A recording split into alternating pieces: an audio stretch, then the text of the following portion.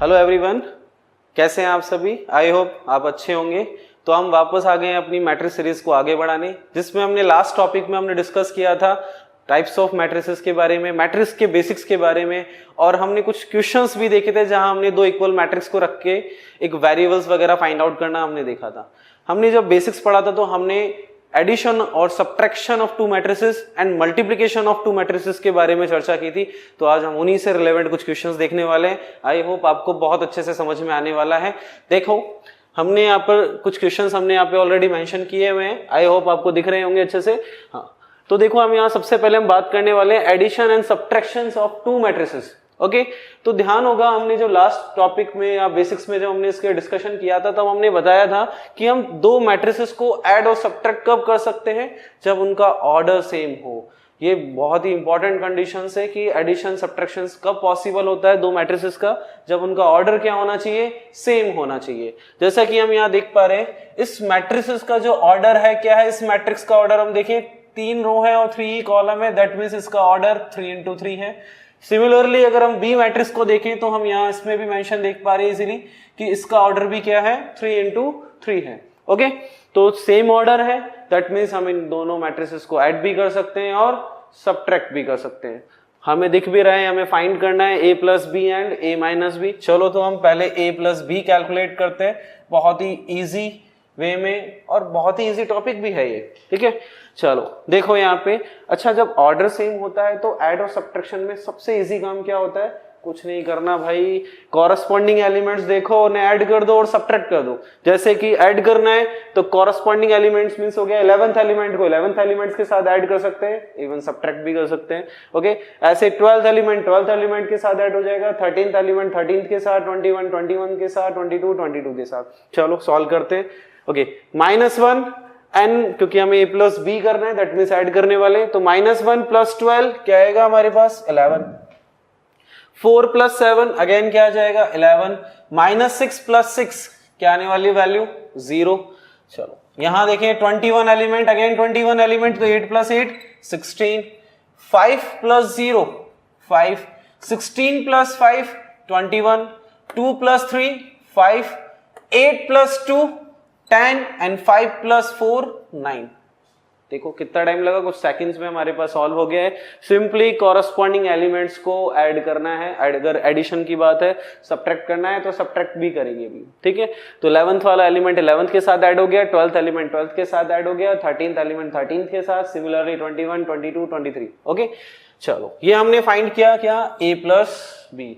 Okay, now we calculate a minus B. ठीक है, अब हम a माइनस बी को कैलकुलेट करते हैं। देखो कैसे करने वाले, सेम इसी तरीके से। ठीक है, देखो अब इस बार माइंड में ध्यान रखना, प्लस नहीं है, माइनस करना है। ओके, तो बस इस चीज को ध्यान रखना, क्योंकि b के जो एलिमेंट्स है वो नेगेटिव होते चले जाएंगे, दैट मीन्स अपोजिट सिंबल होते चले जाएंगे। ओके, तो -1 अब प्लस 12 नहीं, माइनस फिर 12 ऐसा होने वाला है, तो -1 माइनस 12 दैट मीन्स क्या बनेगा, -13। ओके, 4 माइनस 7, तो 4 माइनस 7 दैट मीन्स -3, -6 फिर माइनस एंड फिर 6, तो -6 माइनस 6 -12।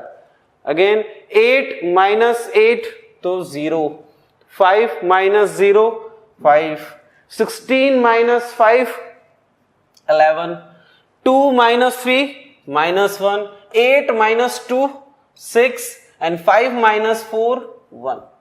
That's it. तो हमने इजीली दो मैट्रिसेस को ऐड भी कर लिया और सब्ट्रैक्ट भी कर लिया। बहुत इजी था, सबसे इजी टॉपिक था, काफी इजीली आपको समझ में आ भी गया होगा। सिंपली बस कॉरस्पॉन्डिंग एलिमेंट्स को हमें क्या करना है, ऐड करना है, और सब्ट्रैक्शन की बात है तो भी वही करना है। इंपॉर्टेंट कंडीशन क्या है इसके अंदर, कि इनका जो ऑर्डर है वो क्या होना चाहिए, सेम होना चाहिए। जैसा कि हम यहाँ देख पा रहे थे, दोनों मैट्रिसेस का ऑर्डर क्या था, सेम था। नाउ अब हम बात करते हैं मल्टीप्लिकेशन ऑफ टू मैट्रिसेस पे। इंपॉर्टेंट, सबसे इंपॉर्टेंट ये, यहाँ थोड़ा सा कंफ्यूजिंग भी होते हैं, बट हम बहुत ही इजी वे में सीखने वाले हैं। थोड़ा सा आप ध्यान देना, आपको समझ में आएगा, काफी इजीली समझ में आएगा। ठीक है, पहले तो आप लोगों को ध्यान होगा, हमने इसकी भी कंडीशंस पढ़ी थी कि दो मैट्रिसेस को मल्टीप्लाई कब कर सकते हैं। ठीक है, फर्स्ट ऑफ ऑल चलो इनके ऑर्डर पे नजर मारते हैं कि इनका ऑर्डर क्या है। तो हम यहाँ देख पा रहे हैं इजीली, इस मैट्रिक्स का ऑर्डर क्या है, हमें दिख रहा है 2 रो हैं और 3 कॉलम है, दैट मीन्स इसका ऑर्डर क्या होगा हमारे पास 2 into 3। नाउ बी मैट्रिक्स में हम देखें, यहां हमें दिख रहा है कि हमारे पास 3 रो हैं एंड 2 कॉलम है, दैट मीन्स इसका ऑर्डर क्या होगा 3 into 2। हमें क्या फाइंड आउट करना है, यहाँ ए बी फाइंड आउट करना है। क्या फाइंड आउट करना है, ए बी, दैट मीन्स ए को मल्टीप्लाई करना है बी मैट्रिक्स से, सिंपल सी बात। ये हमें फाइंड आउट करना है, क्या फाइंड आउट करना है, ए बी फाइंड आउट करना है, यानी ए को बी मैट्रिक्स से हमें मल्टीप्लाई करना है।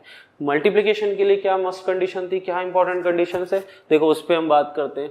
अगर हमें ए बी फाइंड आउट करना है तो दैट मीन्स जो फर्स्ट मैट्रिक्स है उसमें number of column which is 3 दिख रहा है हमें इजीली, कि ए मैट्रिक्स में जो नंबर ऑफ कॉलम है वो बी मैट्रिक्स के नंबर ऑफ रोज के इक्वल होने चाहिए। तो क्या हमें ऐसा दिख रहा है यहाँ पे, तो हम नोटिस कर पा रहे हैं, हमें इजीली यहाँ पे चीज दिख रही है। इसमें भी नंबर ऑफ कॉलम 3 है और इसमें नंबर ऑफ रो भी 3 है, that means number of column A matrix का number of column B matrix के नंबर ऑफ रोज के क्या है, इक्वल है, यानी ए बी पॉसिबल है, यानी ए का बी से मल्टीप्लीकेशन पॉसिबल है। ठीक है, ध्यान रखें, ए बी फाइंड आउट करना है तो ए में नंबर ऑफ कॉलम बी के नंबर ऑफ कॉलम्स के रोज के इक्वल होना चाहिए। और अगर हमें बी ए फाइंड आउट करना है, अगर हमसे पूछा जाता है फाइंड बी ए, हमें कहा जाता है क्या फाइंड आउट करो, बी ए फाइंड आउट करो, तो अपोजिट हो जाती बात, क्या कि number of column in matrix B matrix में जो नंबर ऑफ कॉलम है ए मैट्रिक्स के नंबर ऑफ रोज के इक्वल होनी चाहिए। अच्छा देखो इसमें क्या बी ए पॉसिबल हो पाता, देखते हैं। अगर मैं पूछा तो नहीं है क्वेश्चंस में बी ए फाइंड आउट करने के लिए, बट हम देखते हैं कि अगर पॉसिबल हो पाता तो हम यहाँ नोटिस कर पा रहे हैं कि बी मैट्रिक्स में नंबर ऑफ कॉलम कितने हैं 2 और ए मैट्रिक्स में नंबर ऑफ रो भी कितने 2 है, दैट मीन्स इक्वल है। यानी इस कंडीशन, इस वाली मैट्रिसेस में दोनों पॉसिबल है, हम ए बी भी फाइंड आउट कर सकते हैं और बी ए भी फाइंड आउट कर सकते हैं। ओके, फिलहाल हमें ए बी फाइंड आउट करना है। अब ए बी यानी ए मैट्रिक्स को बी मैट्रिक्स से मल्टीप्लाई करना है। ऑब्वियस सी बात है, मैट्रिक्स का मल्टीप्लिकेशन भी एक मैट्रिक्स ही होने वाला है। ठीक है, कैसे मल्टीप्लाई करते हैं इसको ध्यान देते हैं। ठीक है, हमारा एक सिंपल सा रूल इसमें फॉलो होता है विच इज आर इंटू सी, बहुत ही शॉर्टली बोलते हैं हम उसको, है ना। आर इंटू सी मीन्स हो गया रो इंटू कॉलम, यानी फर्स्ट मैट्रिक्स के रो का आपको सेकंड मैट्रिक्स में कॉलम से मल्टीप्लाई करने हैं। रो इनटू कॉलम चलने वाला है, बहुत ही सिंपल सा ध्यान रखना है, कुछ ज्यादा कुछ कंफ्यूज होना नहीं है कि हमें रो को मल्टीप्लाई करना है किससे, कॉलम से। ओके, अब मल्टीप्लाई कैसे करेंगे। अच्छा, हम अगर एल्जेब्रिक मल्टीप्लाई करते हैं, लाइक जैसे मैंने कहा x प्लस वाई को मल्टीप्लाई करो x माइनस वाई प्लस 3, ऐसा मैंने कुछ मेंशन किया, तो आप कैसे मल्टीप्लाई करते थे इनको, कि पहले x का मल्टीप्लाई x से भी करेंगे, देन y से भी करेंगे, देन 3 से भी करेंगे, यही होता है। सेम यहाँ फिर बाद में क्या करेंगे, y को लेंगे, y का मल्टीप्लाई x से करेंगे, फिर y से करेंगे, देन 3 से करेंगे। यहाँ भी कुछ ऐसा ही फॉलो करना है आपको। क्या करना है कि सबसे पहले हमने कहा रूल क्या फॉलो करने वाले, रो इनटू कॉलम, तो फर्स्ट रो को लेना है, फर्स्ट रो को लेने के बाद सेकंड मैट्रिक्स के कॉलम से मल्टीप्लाई करना है। ओके, पहले हम मल्टीप्लाई करेंगे फर्स्ट कॉलम से, फिर हम मल्टीप्लाई करेंगे सेकंड कॉलम से, अगर थर्ड है तो थर्ड कॉलम, फोर्थ है तो फोर्थ कॉलम। ठीक है, मल्टीप्लाई करते समय कॉरस्पॉन्डिंग एलिमेंट्स के साथ ही मल्टीप्लाई होगा। ओके, जैसे कि अब देखते जाओ यहाँ पे। ओके, चलो मल्टीप्लाई करते हैं, ये रहा फर्स्ट रो, ये रही फर्स्ट कॉलम, और मल्टीप्लाई कैसे करना है देखो, 3 इंटू 2 करेंगे तो कितना आएगा 6। अब ऐसा नहीं 3 से ही सबको कर दे, फर्स्ट एलिमेंट के साथ, सेकंड एलिमेंट्स के साथ, थर्ड एलिमेंट के साथ, इसके रो के चलेंगे, उसके कॉलम के चलेंगे, और ऐड कर देना है मल्टीप्लाई करके। ओके, चलो 3 2 6, माइनस 1 इंटू 1 तो -1, ठीक है, एंड 3 इंटू 3 प्लस 9, ये हो गया फर्स्ट रो का फर्स्ट कॉलम से मल्टीप्लाई। ठीक है, अब फर्स्ट रो का सेकंड कॉलम से मल्टीप्लाई, तो सेकंड कॉलम से भी सेम, 3 इंटू -3 -9, -1 इंटू 0 0, एंड 3 1 जा 3। अगर थर्ड कॉलम होता और आगे चले जाते, फोर्थ कॉलम होता और आगे चले जाते। ठीक है, तो पहले फर्स्ट रो को पकड़ लिया, सारे कॉलम से मल्टीप्लाई कर दिया। अब आते हैं हमारे सेकंड रो पे, सेम, अब सेकंड रो का भी अगेन मल्टीप्लाई फर्स्ट कॉलम से, देन फिर सेकंड कॉलम से। ओके, चलो -1 इंटू 2 -2, 0 इंटू 1 0, एंड 2 3 जा 6, ये हो गया फर्स्ट कॉलम से। अब मल्टीप्लाई करेंगे हम सेकंड कॉलम से, तो -1 इंटू -3 प्लस 3, 0 इंटू 0 0, एंड 2 1 जा 2। ओके, इसे अब सॉल्व कर देते हैं, तो फाइनल वैल्यू जो हमारे पास आने वाली है वो क्या आने वाली है, देखो 9 और 6 15, 15 माइनस 1 14। ओके, -9 प्लस 3 तो माइनस का 6, -2 प्लस 6 प्लस का 4, एंड 3 और 2 5।